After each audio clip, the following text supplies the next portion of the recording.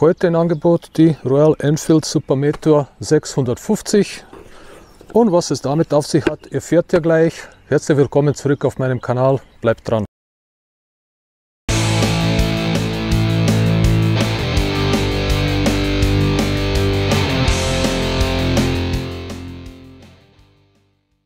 Auf diese Maschine habe ich lange gewartet. Die altbewährte 650er aus der Interceptor und der Continental GT. Jetzt in einem Cruiser. Und dann kommen wir auch schon zu den technischen Daten von diesem Moped. Es ist der altbekannte rein Zweizylinder von Royal Enfield mit 648 Kubikzentimeter, 47 PS bei 7250 Umdrehungen und 52,3 Newtonmeter auf dem Komma genau bei 5650 Umdrehungen. Ein Sechsganggetriebe ist bei dieser Maschine verbaut. Vorne haben wir es mit einer 43 mm Upside-Down-Gabel von Showa zu tun. Federweg beträgt 120 mm und hier haben wir eine 320 mm Einzelscheibe mit einem Zweikolbensattel. Reifendimensionen sind vorne 190 19 Zoll. Hinten haben wir Stereo-Federbeine mit 101 mm Federweg. Eine 300 mm Scheibe mit einem Zweikolbensattel. Warum das so wichtig ist, das erwähne ich dann später.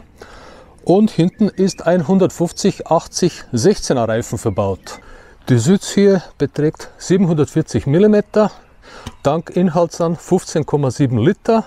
Fahrzeug ist fahrfertig, 241 Kilogramm schwer und der Preis geht ab 8.000 Euro los. Man könnte sagen, 241 Kilogramm bei einer 650er Cruiser ist schon Haufen Gewicht. Allerdings Metall, Metall, Metall, Metall, also Plastik so gut wie gar nicht vorhanden, bis auf den Bedienelementen. Und ja, Metall wiegt schon was. Auch eine wunderschöne Auspuffanlage mit zwei verchromten Endtöpfen, eins links, eins rechts, Stereo-Federbeine, Klassik-Look, ja, wiegt scheinbar ein wenig. Des Weiteren gibt es auch einige Anbauteile seitens von Royal Enfield. Also schaut euch auf der Royal Enfield Seite die Maschinen an. Ich werde mir jetzt ein Foto schnell von der Webseite klauen und das hier einblenden. Genug eingeblendet, jetzt wisst ihr, wie das Ding ausschaut, also die kann man wirklich gut ausstatten. Und jetzt kommen wir zu diesem mysteriösen Gegenstand. Wurde zur Verfügung gestellt von Robert Waldhäusl von Motorrad Waldhäusl aus Triftern. Royal Enfield, Suzuki und Brixton Motorräder könnt ihr bei ihm bestaunen und ich werde das hier unter euch auslosen. Wenn ihr mitmachen wollt, einfach unten in das Kommentar Hashtag Royal Enfield eintragen und unter den Einträgen werde ich dann das Ding verlosen und nach dem ganzen Blabla, Labarababa, technische Daten, Verlosung und so weiter, würde ich sagen, fahren wir los.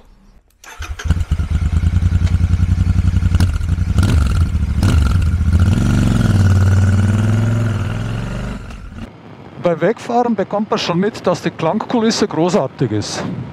Wenn man dann auf der Maschine sitzt und losfährt, merkt man auch, dass die Sitzergonomie echt sehr schön ist. Man merkt auch, dass das Fahrwerk recht straff ausgelegt ist. Man spürt jede kleinste Unebenheit auf der Straße. Oh, hier hat es mich wirklich aus dem Sattel gehoben, so 2-3 Zentimeter würde ich mal sagen. Fahrwerk ist die ganze Zeit am Arbeiten. Selbst auf einer Topfebene Bundesstraße passiert da immer was. Also wer sanftenartigen Fahrwerk haben will, ist jetzt bei der Enfield nicht unbedingt gut dabei. Die geht vernünftig voran. Ist jetzt kein Sportgerät, sondern eine 240 Kilogramm schwere Cruiser. Aber für die PS, die sie hat, geht die gut voran. Ja, die Reisegeschwindigkeit auf der Landstraße ist bei der so zwischen 80 bis 100 km/h. Cruiser untypisch, eher kurvenwillig. Und es ist auch einiges an Schräglage möglich, bevor die Fußraster aufsetzen. Man muss aber schon hin und da mal ein bisschen nachkorrigieren. Wovon ich sehr überrascht war, das ist die Hinterbremse. Die macht richtig was. Also da, wenn man drauf tritt, ja, 300 mm Scheibe hinten mit zwei Kolben Bremssattel. Das ist schon Das ist schon ordentlich. Mit der kann man auch super schön die Richtung wechseln. Man muss schon ein bisschen am Lenker ziehen. So spielerisch leicht ist das nicht, aber so macht das mit. Ich habe allerdings gelegentlich Probleme, vor allem wenn die Maschine dann wirklich warm gefahren ist, dass ich von dem dritten in den vierten Gang komme. Und da gibt es zwei verschiedene Phänomene, die mir aufgefallen sind. Phänomen Nummer 1. Ich schalte hoch und ich bekomme nicht mal eine Rückmeldung im Schalthebel, also diesen Druckpunkt oder diesen Klack, den bekomme ich gar nicht mit. Der vierte Gang ist aber drin und dann passiert gelegentlich, dass ich den Hebel nach oben komplett durchdrücke, der vierte Gang aber nicht immer reinkommt. Da reden wir jetzt über die vordere Bremse. Ich gucke jetzt gerade mal, wie es ausschaut. Vorne wie hinten ist niemand da. Und dann machen wir jetzt einfach eine Vollbremsung. Moment, warten wir, bis es ein bisschen lebener wird. Ja, die bremst relativ gut. Was mir aufgefallen ist, dass sich die Gabel vorne ein wenig verwindet. Also da hat mir so ein leichtes Schlingern. Und ABS hat sich nicht gemeldet, obwohl ich schon ziemlich stark die Bremse betätigt habe. Gut, dann schauen wir mal. Vorderbremse. Bei dem Schatten fange ich an zu bremsen. Also da muss man schon wirklich gut zangeln, damit man da in die Bremse kommt, also ins ABS kommt. Alternativplan, um zu sehen, ob ABS überhaupt funktioniert, war jetzt auf der Schotterpiste gefahren, aber jetzt habe ich den Beweis, funktioniert. Also da muss man dann wirklich ganz kräftig die Bremse zupacken. Ist aber bei allen Royal Enfield so, dass ABS wirklich sehr spät zu greifen kommt. Jetzt schauen wir mal hinten. Ja, hinten kommt es besser zu greifen.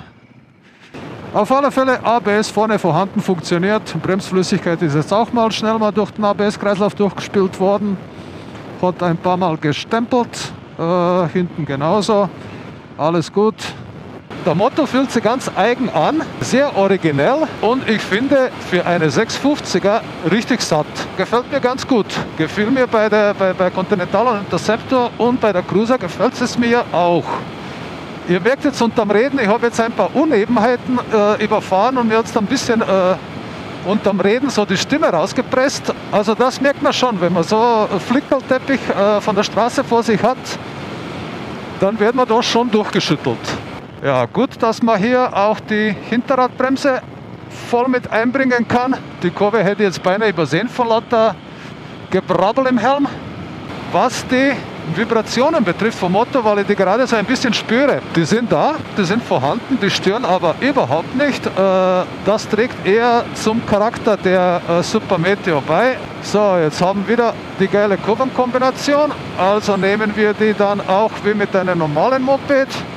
Zack, zack, immer noch keine Fußrassel am Boden. Zack, Hinterradbremse. Also hier muss man schon gute Schräglagen fahren, bis man überhaupt einmal bis zu den Fußrasten runterkommt. Kleiner Update bezüglich der Schaltung. Ich habe zuvor gesagt, dass der Schaltvorgang zwischen dritten und vierten Gang ab und zu nicht sauber funktioniert. Also entweder habe ich die Maschine jetzt dann wirklich einmal langsam eingefahren oder ich habe gelernt, wie man hier richtig schalten muss, denn seitdem ist mir das nicht mehr passiert. Also das möchte ich jetzt schon fairerweise anmerken.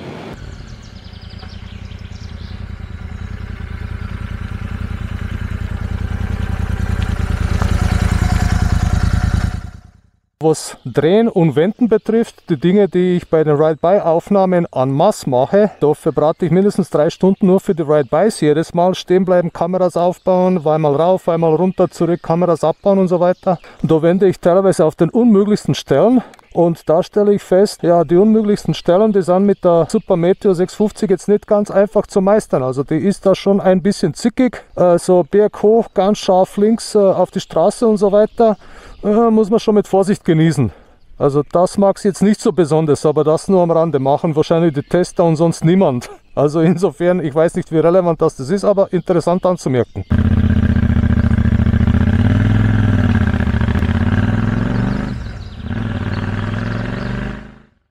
Das waren 2 gemütliche Tage mit der Royal Enfield Super Meteor 650. Kommen wir langsam zum Fazit. Royal Enfield versteht es, aktuelle Mopeds mit wirklich klassischer Optik und klassischer Anmutung auf den Markt zu bringen. Sound mit inbegriffen. Die Maschine hat einen Cruiser-Look, fährt sich aber eher wie ein normales Straßenmotorrad mit etwas nach vorne verlegten Fußrasten, nicht viel, nur etwas. Die beschleunigt gut für ihre 48 PS und 52,3 Newtonmeter. Da kann man sich nicht beschweren. Im vierten Gang, wenn man es durchzieht, marschiert die schön brav nach oben. Die Verarbeitung von dieser Maschine ist echt auf dem Niveau. Also wenn man über Kopfsteinpflaster und so weiter fährt, da klappert nichts, da scheppert nichts. Das ist wirklich astrein zusammengebaut. Die doppelte Auspuffanlage finde ich mega. Ich mag die Motorräder, die links wie rechts einen Endtopf haben. Schaut geil aus. Die Maschine wiegt natürlich durch den ganzen angebauten Metall auch ihre 241 Kilogramm.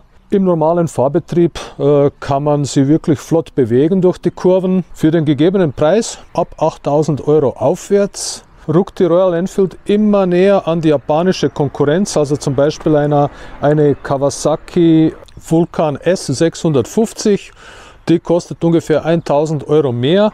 Ja, es gibt bei Royal Enfield auch reichlich Zubehör für das Teil. Habe ich schon bei der Vorstellung erwähnt. Da kann man die Maschine individualisieren und aufwerten, eine richtige Tourer draus machen. Macht sicherlich auch sehr viel Spaß mit diesem Moped zu touren, weil da wird man nicht gehetzt, da ist man wirklich gemütlich unterwegs. Es ist immer die Frage, wie viel Geld will man denn ausgeben für so eine Maschine und was will man damit eigentlich tun. Ich finde die 650er, die ist klasse. Die Leistung, die mir bei der kleinen Meteor gefehlt hat, die ist hier vorhanden.